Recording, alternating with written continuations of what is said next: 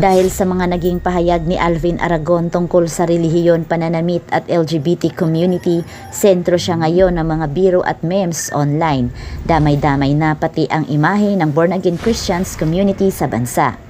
Ating talakayin kung bakit kailangang mamuna ang isang Kristiyano kung ang isang tao ay naglalabas lamang ng kanyang tunay na kaligayahan. Judgmental ba ang mga relihiyosong tao? O may mas malalim na dahilan sa likod ng kanilang paninindigan?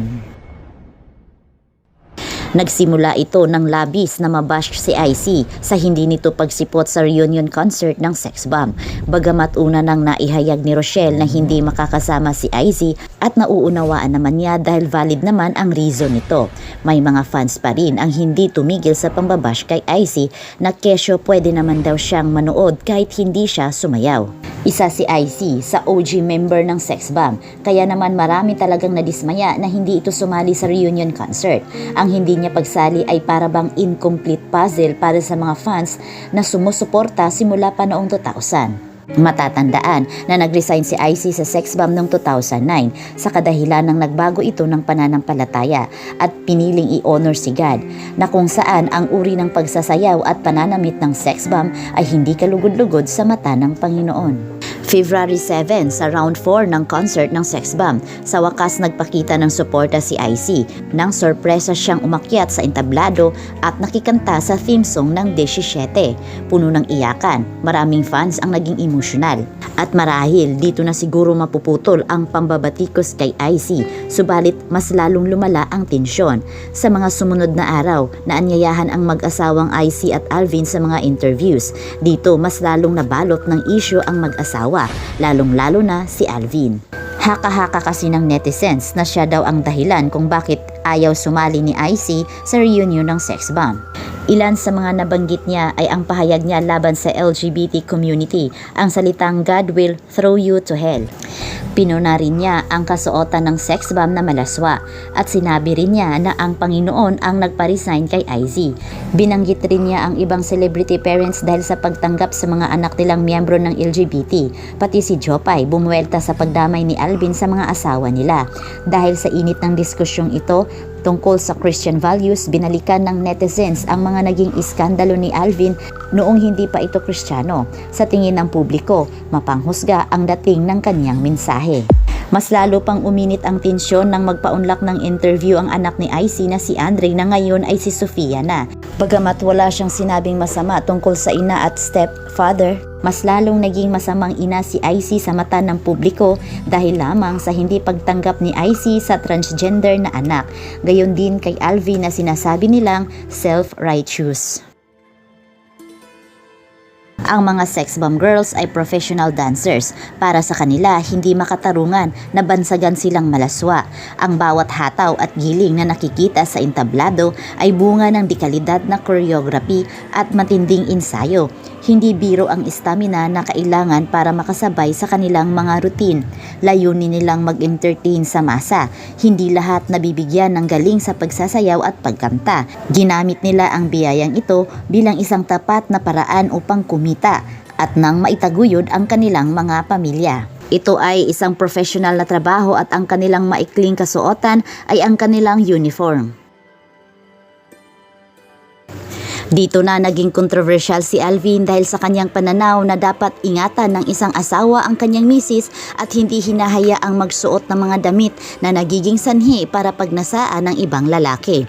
Hati ang mga naging opinyon ng mga tao rito. Kung ang modesto ba ay obligasyon ng babae o ang pagkontrol sa sarili ay obligasyon ng lalaking tumitingin. Ngunit para sa mga totoong Kristiyano, nakabase sila kung ano nga ba ang sinasabi ng Diyos. Ayon sa Biblia, sa Mateo 5:28, binalaan ni Jesus ang mga lalaki tungkol sa mapagnasang pagtingin. Bagamat ang kasalanan ng pagnanasa ay nasa tumitingin, itinuro ng Christian ethics tulad sa sinabi sa Roma 14:13 na iwasan nating gumawa ng mga bagay na magiging sanhi ng pagkakasala o pagkatisod ng ating kapwa. Ibig sabihin, ang pagpili ng damit ay hindi lamang dahil gusto ko ito, kundi konsiderasyon din para sa espiritual na kalagayan ng mga tao sa ating paligid. Nagbigay ng pahayag si Gary V sa isyong ito. Bagamat kapwa sila born-again Christian ni Alvin, ipinaliwanag niya na ang pagbabahagi ng pananampalataya ay dapat may kasamang sensitivity at care. Inamin ni Gary V maging siya man ay dumaan sa pagiging mapanghusga. Ngunit natutunan niyang ang katotohanan ay hindi dapat gamitin para mas makasakit sa kapwa. Sabi nga sa Pedro chapter 3 verse 15 to 16, lagi kayong maging handa na magpaliwanag sa sinumang hihingi ng katwiran tungkol sa pag-asang nasa inyo. Ngunit gawin ninyo ito ng may kahinahunan at paggalang. Isa pa sa Timoteo chapter 2 verse 24 to 25, ang lingkod ng Panginoon ay hindi dapat makipag-away, kundi dapat maging mabait sa lahat, mahusay magturo at matyaga. Dapat niyang ituwid ng may kahinahunan ang mga sumasalungat sa kanya. Ang Sex Bomb Girls ay naging malaking bahagi ng kulturang Pilipino, pero gaya ng maraming sikat, may halo itong good at bad side, depende sa pananaw ng tao. Noong kasagsagan ng kasikatan ng sex bomb ng early 2000s, maraming magulang at conservative groups ang nabahala dahil sa kanilang kasuotan at galaw na masyadong sexy para sa mga kabataan. Pagtatanggol ng sex bomb na ang ginagawa nila ay para mag-entertain sa masa. Hindi lamang si IC ang umalis sa sex bomb dahil sa pananampalataya, pati na rin si Louis Bolton na ngayon ay isa ng Muslim. Sa kanyang FB post nabanggit niya na ang lahat ng kanilang kanta, sayaw at pananamit ay bawal na bawal sa Islam, at pinili rin niyang i-follow ang kanyang faith at tuluyang talikuran ang kanyang nakaraan. Halos lahat tayo ay talagang nahumaling sa mga sayaw na pinasikat ng sex bomb. Di maikakailang isa sila ngayon sa stress reliever ng bansa nang mag-reunion concert ang grupo. Nagmistulang bata ulit ang mga trentahin na pinalaki ng sex bomb. Ang pangalang sex bomb ay hinango sa kanta ni Tom Jones na Sex Bomb. Maganda pakinggan ng music, nakakaindak. Trending ito ngayon bilang dance challenge sa social media. Ngunit kung uunawain mo ang lyrics ng kanta, labag ito para sa mga konserbatibong tao. Ang kanta ay tungkol sa isang lalaki na sobrang attracted sa isang babaeng hot o may malakas na sex appeal. Kung babasahin ang buong lyrics, karaniwan itong ituring na flirty, tulad ng Turn Me On at ang linyang Make Me Explode, although you know the road to go to, blank me slow, na nagpapahiwatig ng matinding pagnanasa. Sa ibang konserbatibong pag-iisip, ini-interpret ito bilang may mali siya o sexual na kahulugan. Pero tayong mga nakikinig, hindi naman tayo nakafocus sa lyrics ng kanta, kundi sa vibe ng music, kung saan nagbibigay ito ng nostalgia na pakiramdam, lalo na sa mga pinalaki ng sex bomb. Isa pang sayaw na pinasikat ng sex bomb ay ang I Like ng Crispy. Pinasikat nila ang dance craze na ito. Maraming nakaindayog sa tuwing tinutugtog ito, pero kung aalamin natin ang lyrics ng kanta ay tumutukoy rin ito sa sexual na gawain, gaya ng I like the way you do me at ang I wanna do it one more time, don't stop, I like. Ang baile na pinasikat rin ng sex bomb na kinanta ni na Rochelle at Glock 9, hindi rin lusot sa kritisismo. Bagamat hindi ito nagpapakita ng sexual, pasok naman ito sa kategorya ng kalandian, kung saan nagpapahiwatig sa flirting ang kanta. Ang iba pang kanta at sayaw na pinasikat ng sex bomb ay wala namang kalaswaang mababasa sa lyrics. Yun nga lang, napupuna ito ng ibang konserbatibong tao na malandi. Tungkol naman sa pahayag ni Alvin sa LGBT, hati rin ang opinyon ng mga tao rito. Binanggit niya kasi ang katagang God will throw you to hell. Nag-ugat ito ng maibalita na hindi sang-ayon si IC sa pagiging drag queen ng anak na si Andre, pati na rin ang pagpapalit anyo nito bilang babae. Ang drag queen ay nagbibihis kakaiba para magbigay saya, mag-perform at magpakita ng kanilang pagkamalikhain. Sa pananaw ng relihiyon, madalas gamitin ang interpretasyon ng Biblia, ang verse mula sa Deuteronomy 22:5. Ang babae ay hindi dapat magsuot ng damit na panlalaki at ang lalaki ay hindi dapat magsuot ng damit na pangbabae, sapagkat ang gumagawa ng gayon ay kasuklam-suklam sa Panginoon.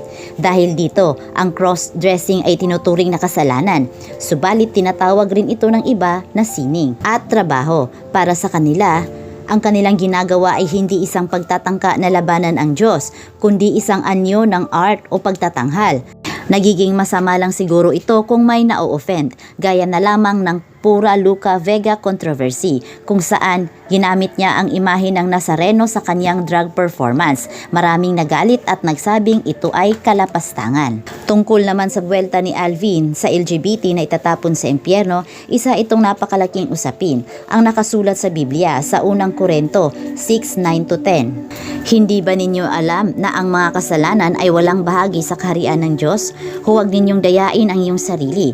Ang mga nakikiapid, nakikipagtalik sa kapwa lalaki o kapwa babae, nagnanakaw, sakim, naglalasing, nanlalait sa kapwa o mandaraya ay walang bahagi sa kaharian ng Diyos. Batay sa verse, hindi lamang ito tumutukoy sa LGBT, kundi pati sa lahat ng gumagawa ng masama.